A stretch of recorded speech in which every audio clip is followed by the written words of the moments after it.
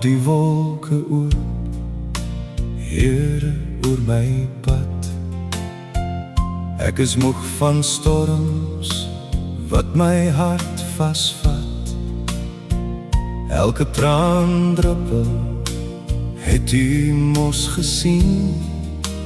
Hou my vas, my Vader, soos nog nooit tevore nie. Spreek net een woord, die wind sal gaan lê. Lig sal deurbreek waar donkerte was. Maak die wolke oop en laat die son weer skyn. Maak die donder weer stil, hier diep binne in my. Bring die vrede soos 'n sagte môrebries.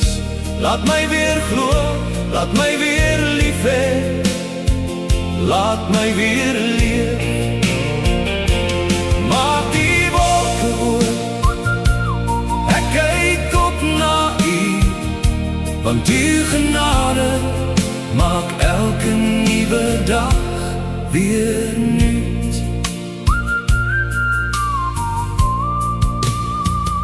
As die weerlig flits oor my drome heen,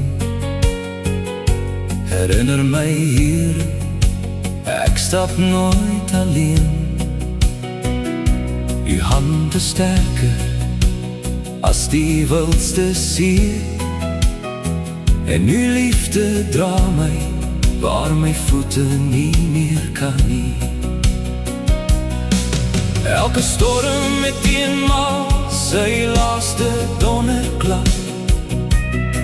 Elke nacht maak plek vir môreligse glans. Ek kies om vas te hou aan U belofte, Heer, want U is my skuilplek, nou en vir altyd. Maak die wolke oop en die donder weer stil in my. Vul my met U vrede, laat my gees weer vry. Uit die donker breek 'n helder hemelblou. Ek sal aanhou glo, ek sal altyd op U vertrou. Maak die wolke oop, Here, ek behoort aan jou.